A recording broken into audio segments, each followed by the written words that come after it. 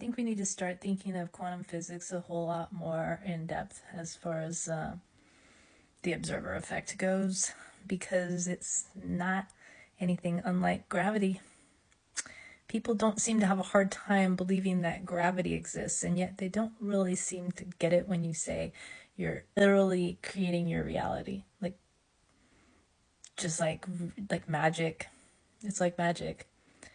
But we're so conditioned to believe we have no control and that everything is happening to us, that we're stuck in this frame of mind, that we have to do something kind of opposite of what is really needed in order to make things happen. Like we have to revolt or rebel, we have to get tear gassed, we have to have all these horrible things happen to us in order to affect change, and even then we're not going to really affect change. There's a lot of that kind of mindset going on, and it's the exact opposite of what we need to actually shift our reality. Because there's such a thing called the observer effect, and it's just as real as gravity. And I think we all need to think of it as real as gravity, because quantum physics don't lie. It's what it is. In the observer effect, like where the particles landed were based off what the observer thought was going to happen. That means at the tiniest scale, everything around us is affected by what we think it is.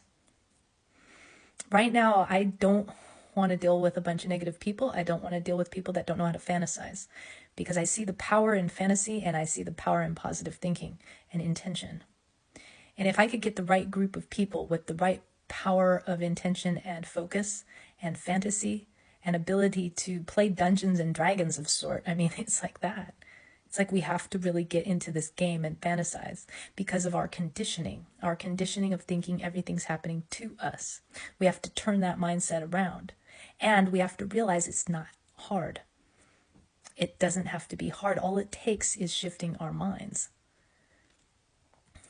We wonder how the pyramids were built. We wonder how Stonehenge was built. We wonder how so many of these ancient things came to be, and yet at that point in time, they didn't have any kind of science telling them they couldn't, and they didn't have the mathematics telling them they could. They did this through belief. And for the first time in my logical, scientific-minded life, I have to believe that's true because of the observer effect. I can't deny gravity. If I drop something, it's going to fall. So now I have to believe, as a scientific-minded person, that this is the case. That our very act of observation is shifting our reality. Then I think of like one person believing something. It's kind of powerful. Two, more powerful. But you get multiples. You get hundreds of thousands believing something. And it becomes a thing. It starts to materialize like freaking magic. Now, a lot of you that are religious, certain religions, would say magic is evil, it's of the devil, and yet Jesus talked about magic when he talked about the mustard seed. If you have faith as small as a mustard seed, you can move a mountain. And he was talking about faith in God, faith in the light of the universe. Now here's the interesting thing, the light of the universe is the sun and the stars and everything like that, potentially the light balls. Is there consciousness and light connection going on here? Probably. Maybe it's that whole thing that you need to put your faith into this higher power in order to believe you've got this power inside of you. But in his mind, or in that frame of mind, it's a very loving, positive power.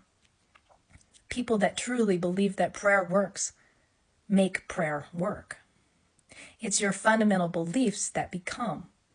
If you have this good relationship with God and you think your prayers are truly going to be answered, and you don't have any doubts about it at all, then they probably will.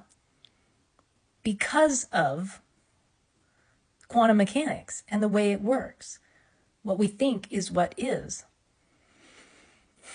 They've conditioned us to think we don't have the power, but we do. And science tells us this, and every religion on the whole planet tells us this. But you don't have to be any religion. All you have to do is just know this is the way it's working. Just know this is as pure and simple as gravity.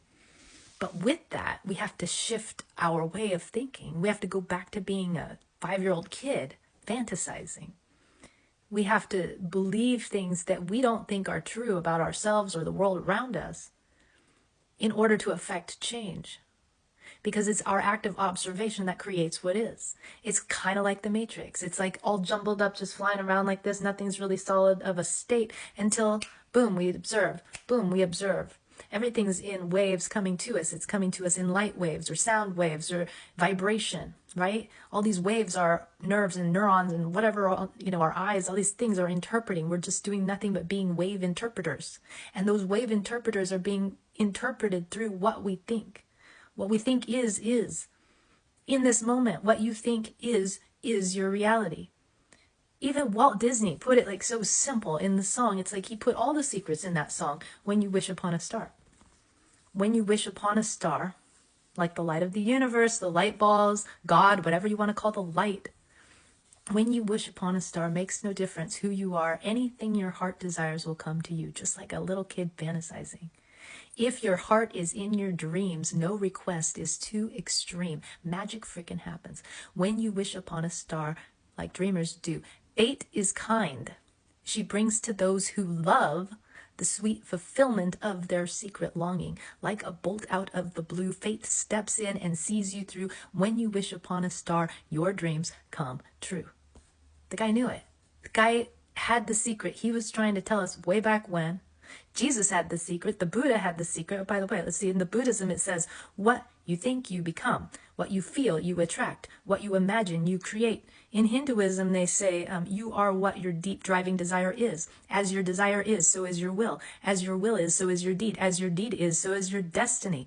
Even in the Quran, it's talking about how, indeed, Allah will not change the condition of a people until they change what is in themselves. I mean, it goes on and on. In Judaism, the kavana is what we focus on matters. In indigenous traditions with the Native Americans, they did vision quests where the individual consciousness connects with spiritual realms to gain guidance for their lives. It's the belief that the mind and spirit can shape reality. And it's very physical. It's not hoopla. It's not la-di-da. It's not just made up BS. We're seeing this is the way the particles behave. This is our reality.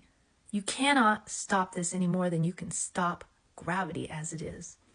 So I need the right people on my team to do some work. Let's get busy.